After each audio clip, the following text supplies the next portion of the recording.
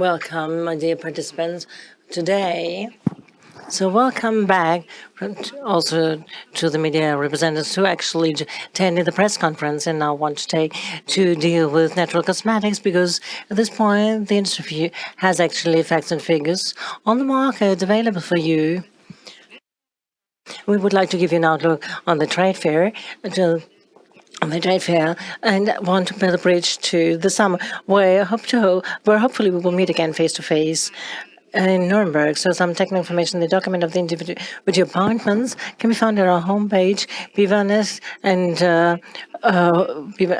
biofach.de. So we will find them afterwards. After the event, you will find them also through the page in which you logged in. But we also put it to our homepage. You can listen to the stream in the original language or translate it into German or English. For the questions you may have, please use the chat function. Please understand that we may not be able to answer all the questions today because we have lots of participants we are happy about. In the first two appointments for today, I'm very glad to say that Daniela Brunner, so the head of VIVANESS, gives us a short overview of the present status of the Summer Edition 2020. So the stage is yours. Thanks a lot. Since some of you have only actually looked in right now, I'd like to seize the opportunity and also extend a warm welcome to all those from the exhibition center on behalf of the NürnbergMesse, of the trade fair duo Biofach and VIVANESS, and also on behalf of all the other hosts. Today, we're very glad that together with our partners, Yvonne, we are the institutional funders of the Cosmos and Nature. We will be able to design this day for you together with you. And with that, we can do that in the upcoming hour. Of course, everything will be around natural cosmetics. It's already announced by Ms. Berg. We are very happy. We are looking forward to the 4 days live on site in summer with our trade fair duo, Biofach and VIVANESS. And we can say, finally again, Biofach and natural food, and enjoying that with all the senses and experiences it. And this also includes, and so we're really looking forward to that. We need to we'll be able to establish new business conduct, and we'll finally be able to deepen the existing ones face to face. And what actually makes the salt in every soup, the lot of things waiting for us, new things, exciting things. We get a lot of inspiration after 4 days in Nuremberg in summer. We will be able to take that back home. Now, first of all, would like to have a look at VIVANESS. So a short outlook. It's the international specialist trade fair for natural cosmetics and the place to be. So presently the transformation of the international cosmetic market is in full swing. The pandemic years and the further difficulty of the climate crisis have actually impacted a lot the entire industries. The results of these developments includes a new definition of sustainability, an increased focus on supply chains, more digitization, and changed purchasing behavior. All that is something the cosmetic industry takes into consideration, and Biofach VIVANESS will provide the required orientation and answers from the original sources, the platform for industrial data, and you will learn more about that in the session following thereafter. Get a first outlook, which should actually arouse your appetite for the Congress in summer for VIVANESS in Nuremberg. And VIVANESS, of course, is also the mirror for present trends, the stage for innovations, and the meeting point of the international beauty industry. The VIVANESS Congress, which actually takes place simultaneously with the Biofach shows topics, which is interesting for the international market for natural cosmetics, which includes, in addition to market developments and market insights, topics such as packaging or the consumer's attitude to aspects of digitization and digital tools, but also the trend towards circular beauty. Presently, for the trade fair duo Biofach VIVANESS 2022 in July, we think 2,200 hosts which will present their products to the international public. So against the background of the postponed appointment, we reach an increasing number of interested companies who also wish to participate in this kind of trade fair do again. In Nuremberg, the exhibition team, we are dedicating all our efforts and work in full swing to ensure that in this further year characterized by pandemic, we have as many hosts and media representatives as possible in Nuremberg on site in July. And of course, we are working to ensure that this trade fair experience for you, for your partners and customers is going to be a very successful, but also a very safe experience of trade fair. And of course, we also want to seize the opportunity which is offered us with this unique summer date, and we are intensively thinking of how to get more outdoor or summer feeling into the entire event. What is left to be done for me is to invite you cordially to take as much information, knowledge, and also inspiration from the upcoming session, anything which may actually arouse your looking forward to and curiosity and appetite for the exhibition duo Biofach VIVANESS from the 26th to the 29th of July. We're looking forward to seeing you. Thanks a lot and welcome at this point.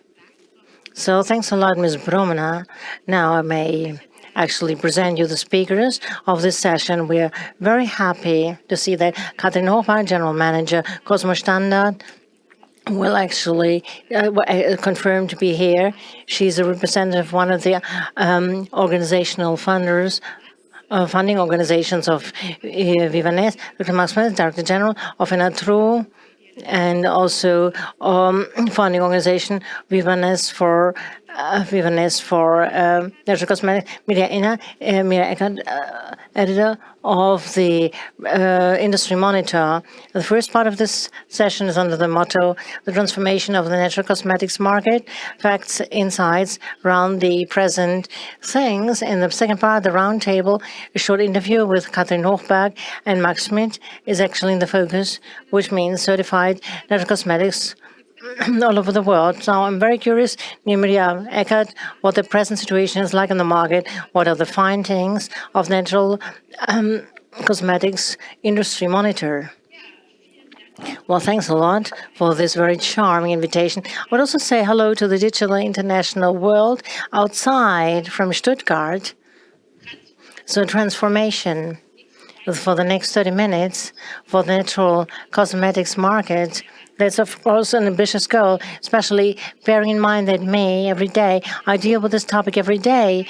And in times like these, I really dream of this. So I actually set myself a clear goal. As Barbara Beck already said, some market facts should be given to you, but it's quite as important to me that I give you impulse and inspiration within this transformation, which is presently going on, to ensure that where you stand, you can also take some of this information and get on with this. And then let's have a look at how I structured everything and what. First of all, let's have a look at the. Let's have a short introduction, some important points which you need to understand to be able to interpret the market figures for yourselves.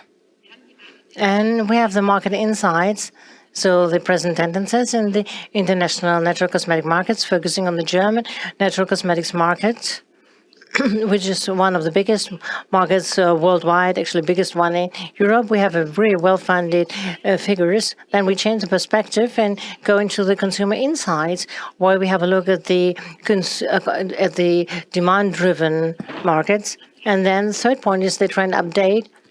We'll learn more details about that afterwards. And those who know me know that in the back, there's always some brain food. And of course, very short, very briefly, because of the time we have at our disposal. Now let's get started. So first of all, now before we start talking about figures, an introduction with regards to the approach we take. Now, how does all that happen? The way in which we actually collect the market figures. We have a market research concept that has existed since 2006 in Friedrich Dambacher. I just could take it over from Friedrich Dambacher, which actually provides valid data with regards to the overall market as an orientation benchmark, breaking down into these three partial segments. You can see here conventional cosmetics, nature-inspired cosmetics, and the natural cosmetics. It is important to say that we don't only focus on certified natural cosmetics, but the non-certified ones. And today, of course, we will have a look at the right part in the context of the entire market, of the overall market. And whatever people are going to ask us when I come up with figures. So people usually ask me, what is your approach? How is this, what is the composition of the market research concept? I take pride in giving you an insight. Lots of you may already know this market research concept structure. We have two approaches. The cooperation partners of the new, they cover the retail panel. And with GfK, we have a good plausibility check in which we also cover the consumer panels with facts and figures and illuminate them. And thus, this allows us also to carry out plausibility checks. In addition, if we work with these trade panels, which also represent the traditional market research cooperation partners, we have numerous experts, surveys, also multilateral approaches, and in the end, this gives us good plausibility checks. And we could calculate everything, all the figures, which leads us to our first point. What are the facts we have outside in Germany? And that's very positive. I'm always come up with positive development. I think charts like this don't exist very often in industries. We see time between 2007 to 2021. I can tell you right now that natural cosmetic market accounts for 1.48 billion euros in Germany. So the basis being the entire market, which was taken as a reference, as a benchmark value. We're looking at the role natural cosmetics plays in the overall market. We can see in yellow on this chart here that in the meantime, we only have a market share of 11% in cosmetics. That's quite a considerable volume, which is a extension of our market share, which means that together with the light gray part here with natural inspired cosmetics, we have a share of 20%, let's call them green concept, and 8% of conventional products and concepts. Now let's go a bit further. Now we had a look at the size of the market of the partial segment, natural cosmetics. And now we actually got in the context, so proportional and the percentage with regards to the turnover of the entire market. But what you might be interested in, and that's really an absolute transformation in my view, that we have the distribution once again in the development of the turnover.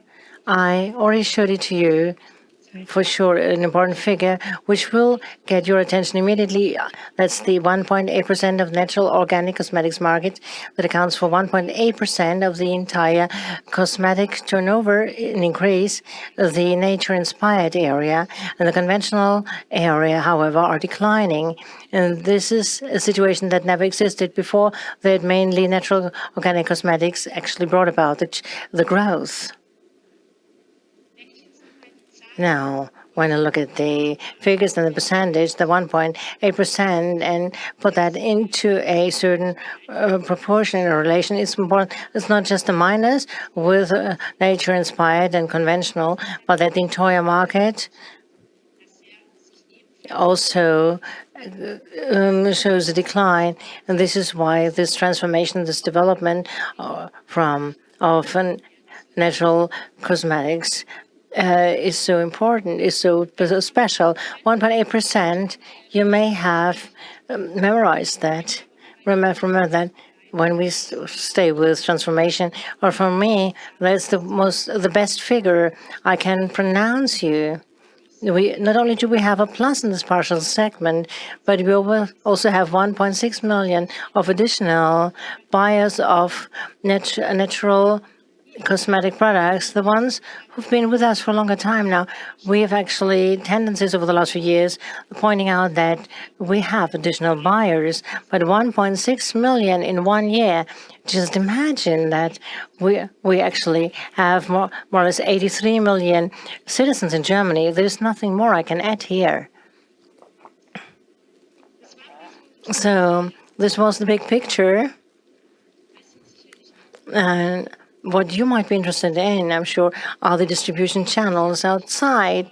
Out there, not every distribution channel out of these general benefited from this general development. And we can clearly say that especially the specialized retail trade is the trade which actually had a negative development. Here too, individually, we have some differences, but when looking at our history, which makes us stand out a lot against other countries on an international level, that's very much in the organic specialist trade and in these health shops, and these are areas which actually had an development below average, but we also have some lighthouses. We have these chains dedicating themselves to cosmetics as a competence field. These two could not change that much, but as a tendency, they tended towards developing better than the organic specialist trades. So the health shops were really suffered a lot because of the size of the location. Those are lots of locations where there's a lot of frequency, especially at the station. Of course, if there are fewer people in the streets, this is an area where the health shop location really has to suffer. What else do I want to say? So pharmacies, that's very, very exciting. So they actually seem to have actually made a good job, but what we still have, and that actually is true for various segments, not only in cosmetics, we have strong dislocation to mail shop ordering, for instance, personal care and cosmetics. Here we see over the last few years, we have regular increases in mail order shopping in pharmacies of 10%, and the stationery. So the pharmacy on site actually tended towards declining, and I'm glad to see that we could generate stable turnover in cosmetics. But here, this does not reach the level of natural cosmetics because there are two big brands among the top 15 cosmetic brands, which are officially present with the highest turnovers. And here, natural cosmetics could not actually keep this level. So there are various interpretations for that.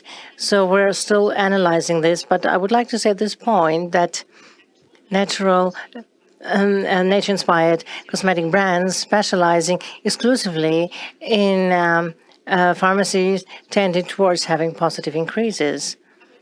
Pharmacy in general, for sure, a transformation topic. A lot is going on. Not only the structural change that is being initiated, but new players for pharmaceutical products are being established. That depends on individual concepts, but you may know more than I do. And let me go one step ahead, and I would like to talk about the drugstore markets, the most important channel for natural cosmetics in Germany. Here we can see it's important to see that the drugstore markets could actually increase their market shares from LAH, which were really fought. So they could be won back in 2021. Various factors being responsible for this development, one of them being the revised and extended own brands, which have already been established in the retail trade in the natural cosmetic markets. But another thing is that the drugstore markets are very well known for cosmetics and are a popular site where to shop. And this is what natural cosmetics benefited from as well. Let us have a look at the mass market. It's about the individual retail stores. Here we need to distinguish. We have the discounters and the groceries. They also benefited from natural cosmetics, but to various degrees with regards to the trading format. Of course, cosmetic products are bought there, but also the range is not sufficient to achieve big results, and the consumers actually are interested in different things when it comes to buying. So there's an exception. Also, this relates to early age because they have a very special development in the consumer markets, which which are different from the other formats, as explained before, in that they have a very special drugstore service, lots of cosmetic products, and also for the last 1 to 2 years, a lot of natural cosmetic products, also special brands. And what is really striking is the fact that the brands which have been newly integrated into the range or have been newly built up, they are very frequently part of superordinated sustainability strategies. So, however, there's one thing we need to say clearly, and that's the fact that the consumer markets have the disadvantage when it comes to the strategy of brands. They are not yet that well known as the ones from the drugstore markets. So there's one point which is important here, especially when it comes to the last 3 modules. The consumer markets, the other LEHs, and the drugstore markets, what do they stand for? They stand for mainstream. We've reached a point where we can be happy to see that natural cosmetics has become mainstream. It has become more visible outside, so the distribution network has improved. And in the end, this this is also beneficial for the new buyers, these 1.8%. So what else do I want to say? If you have any questions, please put them into the chat. We will have some time. Let me go a bit on. Let me continue. What are these 2 circles? It should be a small impulse on my part. I had a look at the figures of mainstream because I wonder what's going on. What is the general development of the drugstore market, of the traditional grocery with its formats, and the online over the last 10 years? You can see the gray part where you can perfectly see the mainstream formats I've talked about and all the other channels which are shown here. And they are in the yellow part as well. So actually they are shown, and you simply see the transformation. And so it is really okay. And this has actually shown itself in 2021 when it comes to commodity groups. We will talk about that as well.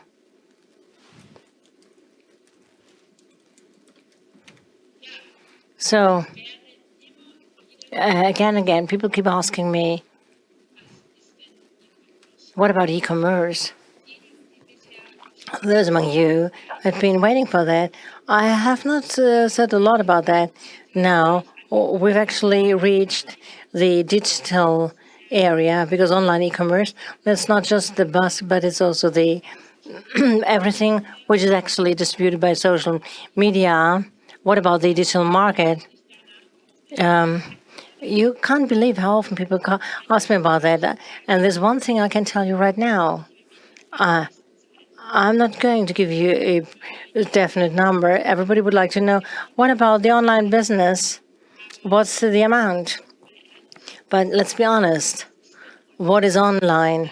I actually wanted to share my ideas with you, just to understand the challenges and the problems for this channel, for which we always we're all developing increased interest. A lot is going on there. Now, the industry is actually much more, but at least in a very dynamic way. We need to keep an eye on it. And what's the definition of e-commerce?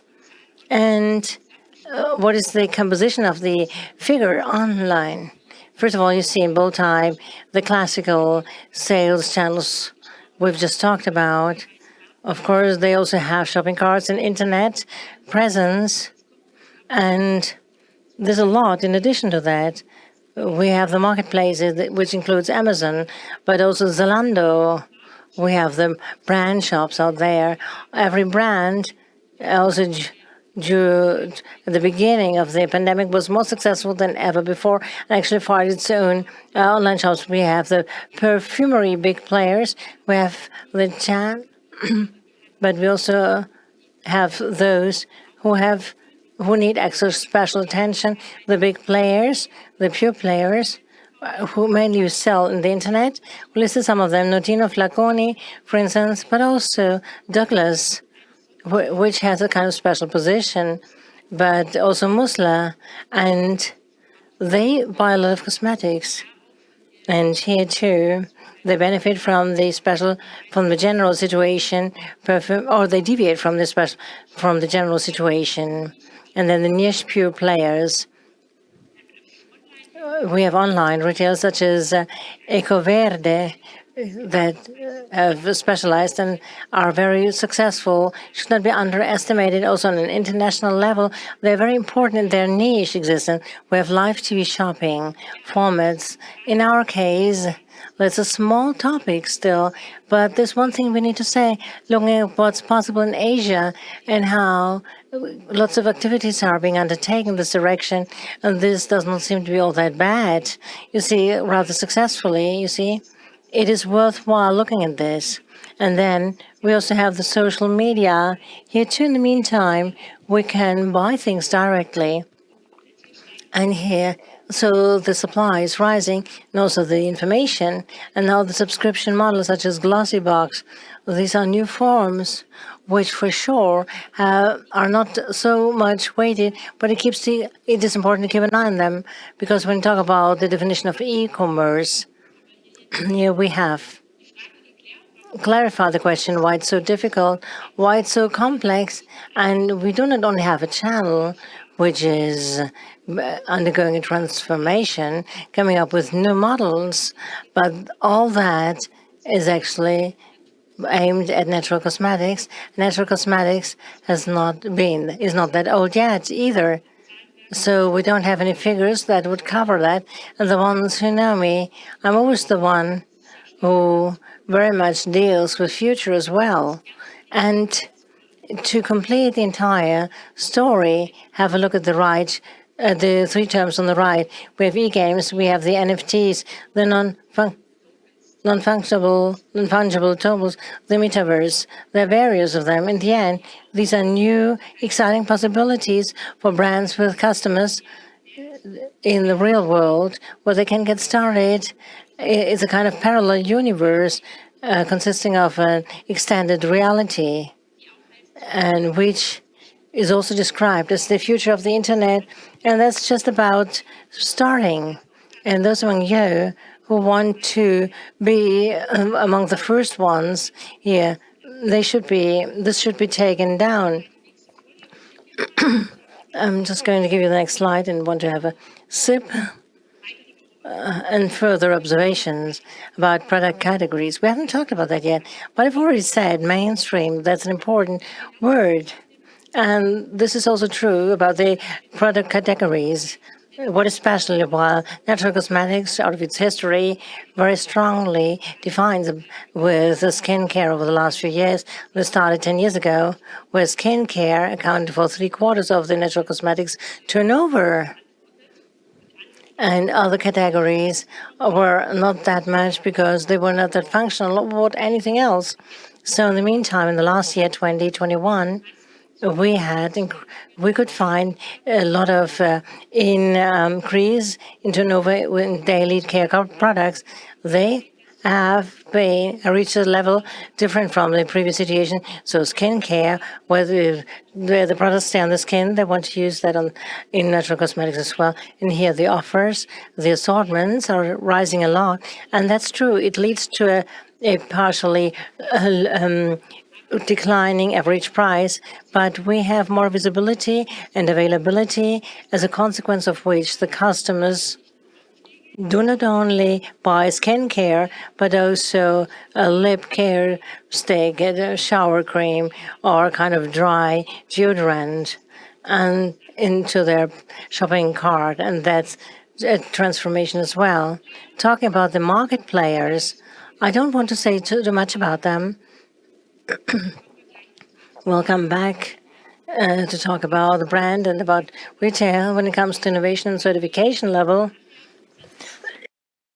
After the certifications, we will have a wonderful panel discussion with Cosmos and so on, and also came up with a very valuable slide. I would like to talk about international developments. What you heard here you can also take everything into other markets.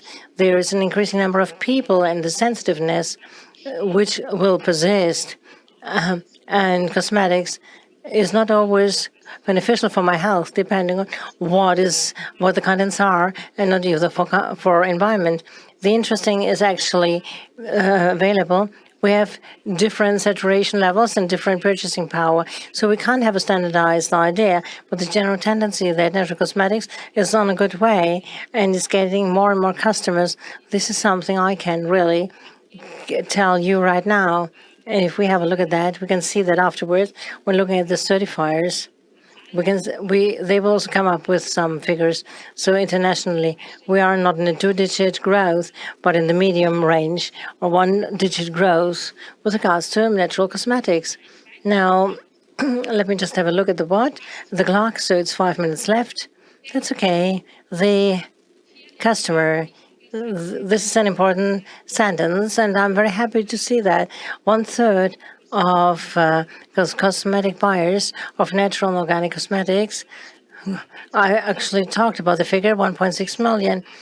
However, what is important as well, I actually talked to the cooperation partner, GfK, because the consumers actually they had a close look at the consumers. There's a new panel, Consumers 2.0. The optimization is given because the market with regards to the parameters could be refined, and also the coverage of the entire FMCG markets could be improved. That means it's not only customers or consumer panels that were asked or questioned, but also the quality of the new model that has improved. And so this actually gives us valid information. It is important to say that the 1.6 million, what do I wish to tell you? They come from all age groups. And in particular is the fact to see that especially younger people, you can see that the 33.2% decide in favor of natural cosmetics, which actually leads to rejuvenation of the market. Brand and own brand. It's important to see that in the past, the internal brand was due to the strong presence of the own brands of the drugstore markets, but the brand world, which benefits in this range. And here we have differences.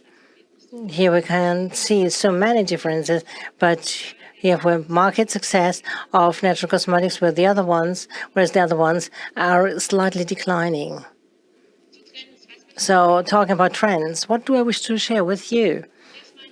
First of all, it's important to say that the VIVANESS trend categories actually are realized, will be ascertained in July. And I'm very curious to see what's going on.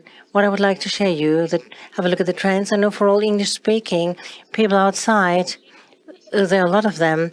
Unfortunately, I have it in German only, but I can explain it very quickly. There are various types of trends.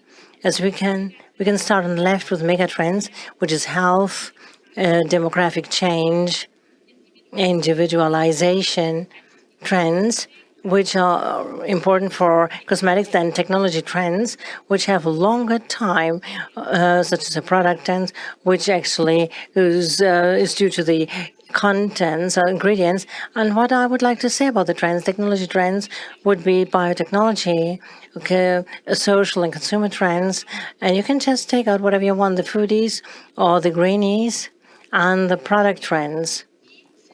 They are no longer necessarily ones that determine us, but when we look at 2021, when I still took out the trend categories of VIVANESS, we can see that this is more the social and consumer trends where the topics appear, and they actually are ongoing for a longer time. And I'm very curious to see what we can expect in July. And there are two more charts. Another trend that's no longer a trend, but it actually has come to stay. We have sustainability, but have a look at that. Sustainability is in a much larger context. We need to see that like this. Lots of approaches, how we can actually, as we can see the contrast. And the last chart I have are the partnerships and corporations. Now you may say, well, Eckert, what is she doing here? It's not a trend. Yes, it is a trend. But it's supposed to be a request to you to just look out of your teacup to see what happens outside your scope of possibilities. We need increasing competencies we do not have in our company now, but which can actually be covered by corporations. There are lots of examples which are really successful. I can't go into details about that. There's no time, but these two are things which should be integrated. And you are invited to contact me if you need further practical examples from other industries. So let me just take a deep breath. Actually, I just finished right in time.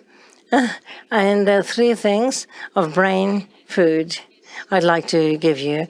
Natural cosmetics, in the meantime, since it has become mainstream, needs to be measured by what the conventional and the nature-inspired industry provides. Secondly, personally, it's quite easy for me to see long-term developments than short-term ones. Delivery and raw material problems will still be with us for a longer time, but in the long run, don't lose your track. And the third one is I'm looking forward to exchanging views with you outside. VIVANESS will come off soon. Finally, analogous again. Thanks a lot. I'm looking forward to the exchange, which is upcoming right now with NATRUE and Cosmos. Thanks a lot, Mirja Eckert, also for this punctual, and so I'm looking forward to our conversation with Dr. Mark Smith, and also welcome at this point. So wonderful that you took the time for this conversation. So we actually heard a lot of positive things of Mirja Eckert about the natural cosmetics market. Now together, let us have a more detailed look at the certified natural cosmetics. What can the two of you report? What kind of insight can you give us into the development of the members of the countries which you cover with your members? Where are which observations or certified products? Katrin Hochberg, would you like to start with this? Of course, yeah. Thanks a lot. I'm happy that we can be here today.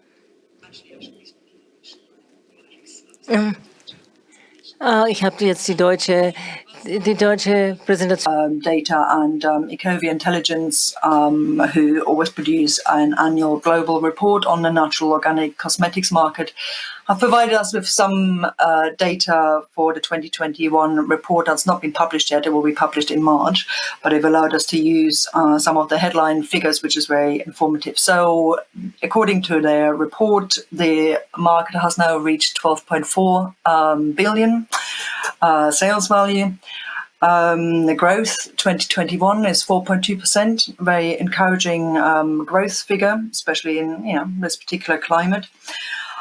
And one of the key developments that we've been seeing for many years, and where there's no change really, is that Europe and North America are sort of generating the majority of the revenue. So they have a shared revenue of 86%. I think in previous reports it was always around a half, near 50% for the US market or the North American market, and I suspect it will be still like this this year. The other statistics that might be worth sort of putting up front, really, because it sort of puts our figures in context, and I'm sure NATRUE's figures as well, is that sort of certification levels across the globe, I think, are always really fascinating. These are based on figures from 2020. We don't have the current ones yet. So Europe average certification levels 55%, and it's only in countries like France and Germany, obviously, with those incredibly strong markets, the certification levels are 70% plus.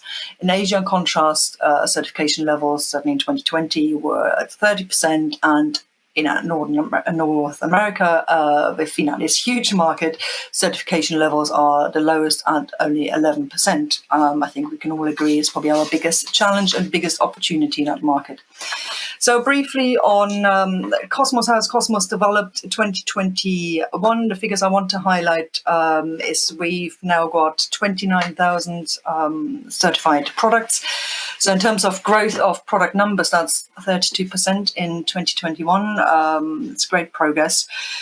Our certification network now works with over 2,100 companies across 71 countries. And when you see the slides, you'll see we've got our detailed list of all the countries. They're fascinating reading, I'm sure. And I think it's important to sort of mention that obviously the growth of the certified sector very much depends. One of the key factors is the availability of ingredients, and we can now report over 12,000 certified ingredients, over 7,000 approved raw materials on the Cosmos database. And really, if you sort of look at sort of our numbers across products, ingredients, we've now reached a really important milestone for us of over a total of 50,000 across products and ingredients. And I think that milestone is always reflecting on, because it's only been 5 years that the Cosmos founders, Solization, EcoCert, Cosmobio, BDIH, ISHEA, have committed exclusively to certifying only to Cosmos. So it's only been 5 years. So it gives you some idea of the potential for the standard, and it gives you some idea of how the certified sector is likely to develop in the next few years. So briefly, maybe just some of the countries and regions that are worth highlighting, where we've had particular growth that's worth mentioning here. So Europe is, of course, sort of still the strongest market for the certified, for Cosmos certified. We've now got nearly 25,000 certified products there. The strongest growth, I mean, we've seen strong growth right across Europe, but the strongest growth has really been in France and in Eastern Europe. Asia, also very strong growth. We now have nearly 2,500 certified Cosmos products there, so that's 10% of European level. Really good development. Strongest growth there we've seen in Japan, particularly in Korea, very strong growth, and also in India. So they're really, for us, the sort of strongest growth markets. Australia continues to be a strong market with over 1,200 Cosmos certified products now. Africa, sort of just over 300 products, probably still, obviously still a very small market, but strong growth there. And the strongest growth there comes from South Africa. In South America, again, relatively sort of small presence, but fast growing. They've got currently just over 200 sort of certified products there. Strongest growth comes from Brazil. And the US, I mentioned earlier, lower certification levels, biggest opportunities. Cosmos now works there with 55 companies, and the sort of Cosmos certification network certifies over 400 products. As I said earlier, that's really where the sort of biggest opportunities are, but there are huge opportunities everywhere. And we've seen very encouraging growth. What we'd really love to do, I hope it will come out in some of the discussion, just the difference in issues and opportunities across different markets. We are planning what I think will be a really interesting session for the VIVANESS Congress with some of our certification partners from India, from Korea, from the US and from Europe to really sort of contrast the sort of issues and opportunities in different markets. And I hope, many of you listening here can come and join us either at VIVANESS in Nürnberg or online, because it promises to be a fascinating session. And the other thing we'd also love to sort of discuss in more detail will be our other big main priority is that we've developing a new version of the standard because, Mirja mentioned earlier, obviously consumer expectations are strong. We're getting new consumers coming in. And I think, one of our challenges for our standard, for any standard, is to keep up with the increased sort of consumer awareness and those expectations, but equally having to balance those expectations with what's actually feasible at this moment in time for the industry. So I'm sure you agree this will be an interesting discussion, and we're launching our changes and discussion around that also at VIVANESS Congress. So come and join us for that or contact us directly for more information. In Aussicht auf den VIVANESS-Kongress. Looking at the VIVANESS Congress, thanks a lot. Katrin here for maybe we get started with a small comparison that Mark is going to report about the development of the figures with NATRUE, so that we have the big picture about the member companies and what the certified products are, and then we can have a closer look at what Katrin already addressed with regards to what are the challenges, what kind of topics, and what kind of perspectives do we still have.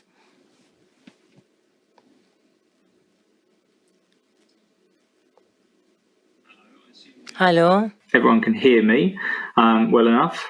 So, yes, I'd just like to cover a little bit about basically NATRUE's activities, let's say, some of the challenges and perspectives that we've witnessed at this time. So if I look at the scope of NATRUE, we're basically working on about just over 7,000 products marketed worldwide.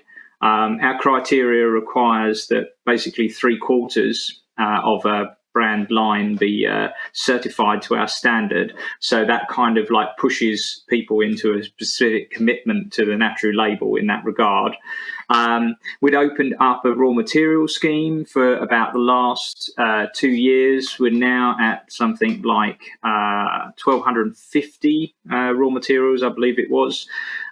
In terms of the number of brands, we're looking at about 325 worldwide, and these consist of basically like the pioneers in the field who have established the association as well, and you can find a list of those on our website together with all the details of this database in any case. We're operating in about 30 countries worldwide, and there's about, let's say, 10 or so NATRUE approved certifiers with various auditors that are happening around the globe.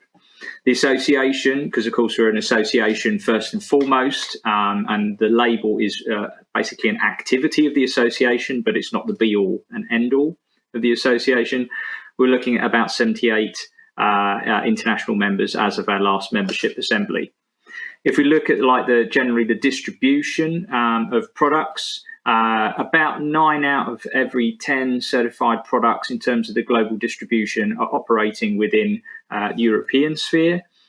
This is not basically unsurprising, given the fact that certification is ostensibly a hub for within Europe, of course, but this doesn't mean to say that the label is necessarily not seeing growth in other parts of the world, particularly within basically the Oceania region, so like Australia, New Zealand, but also some cases within Asia, in basically just like Katrin had pointed out, India, Japan, for example, but also like in the Americas, particularly like in South America, around Brazil, for example.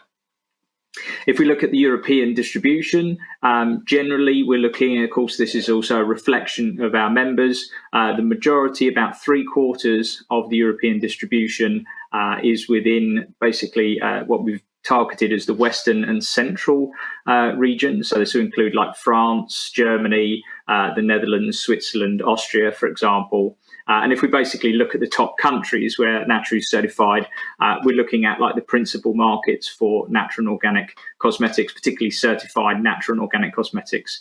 So basically Germany, Austria, but also Italy is a very big market for NATRUE. And if we basically were to have a look, and I invite you to have a look at this area, you can see how the certified product categories have developed as a snapshot, basically from the beginning of 2022.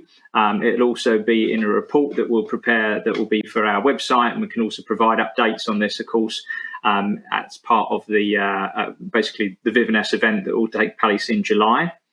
But really, like aside from those statistics on the label, one thing obviously work on, and we'll be covering this as part of like the basically our presentations within the fair in July, is also like some of the observations and challenges that we see in basically providing products in general. And some of these are the regulatory challenges. Obviously, some of you will be aware that there are changes within the regulatory environment with the introduction of the Green Deal, and some of the basically implementation of that through various policy proposals that are appearing this year on substantiating green claims, environmental footprinting, and various, well, in fact, a revision of the cosmetics regulation. So we'll be able to provide a little bit more information on that, but all of that work will also impact how basically people are going to be making natural and organic cosmetics, perhaps some ingredients which are available, perhaps being like further regulated. But we're also looking at the aspect of how, and this is really like the core also of the association work, environmental claims are substantiated, and in some cases the increased investment that companies may have to do. We'll have to wait a couple of months to see what the proposals are from the Commission, but what companies may have to do in basically substantiating these claims through, for example, various life cycle analysis techniques. So all this to say, the market is certainly seeing a good deal of growth. We see that, just as Catherine had described for the Cosmos figures. We see good investment in the area of certified natural and organic cosmetics. We see continued interest from manufacturers, and it seems to be a fair weather industry to that extent, and that's all very, very encouraging. But we also keep an eye on how things are changing from a regulatory perspective, so that obviously the market can continue to grow without basically substitution by any obviously petrochemical substances, which would be inconsistent with consumer expectations. So I'm quite happy to to basically close there, and obviously take any questions that we may have to discuss as part of the panel before I see we finish shortly. Maybe we could come to the question of the participants, because here, unfortunately, I see that you have actually prepared so good contribution that no questions are available right now. This is why I would say that let us postpone it up to the time after the sessions. I have one question with regard to the slides available. We said we should do that in our conversation, but there were lots of figures, in fact. However, we prepare them in our digital press folder. That means if you can have a look at these valuable contributions and the figures presented, and you can have a look at that again, and also acquire further information from you, and actually get in touch with us if you have further queries. You can read everything over there, and afterwards you will get an email with all the valuable links. We can also see where you get the stream, where you can find the documents, and we are happy to welcome you here face-to-face in July. And I think Ms. Brunner is going to invite you to come in July. I'm going to pass on to Ms. Brunner. Wow, what a day full of information, impulses, discussion, but also inspiration is actually behind us. And first of all, I'd like to thank all the contributors actively, the ones who've contributed actively, and we hope that the more than 1,600 participants all around the globe, that you could enjoy this day and could get lots of ideas and information. I hope that you really feel a very strong appetite and to see us from the 26th to the 29th of July in Nuremberg. Of course, we, the NürnbergMesse, would be very happy to welcome you here. For sure, the expected 2,500 exhibitors from 80 countries will be very glad to welcome you here. And today, at this point, we can tell you the latest when opening the trade fair due on the 26th of July.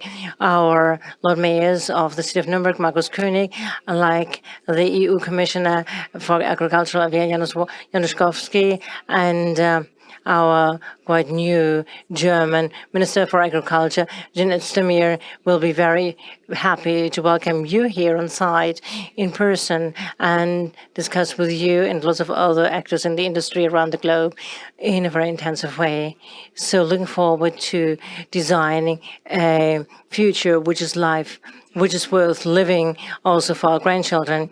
Dear participants of the sneak review and insights. So I would like to invite you, let's stay in touch. Let's participate in your ideas and requests to your VIVANESS trade fair do. We're looking forward to exchanging views with you also during the year together with you. We'd like to see this unique summer edition, the kind of different Biofach VIVANESS 2021, would like it make it a success and an experience. And so we would like to give you a warm welcome and thank you very much for participating. The only thing left to do is to say thanks a lot. Let's say goodbye. I'd like to close with a picture I started with this morning. I'm more happy than this morning to see you all again in July with sunshine rather than with rain or snow and rather than a tea, which we often drink in the summer dress, not in a winter dress, more outdoor and summer feeling, not only in the trade fair bark at the summer exhibition, but with a very special Biofach and VIVANESS atmosphere, as this is only conveyed by this trade fair. So see you in July.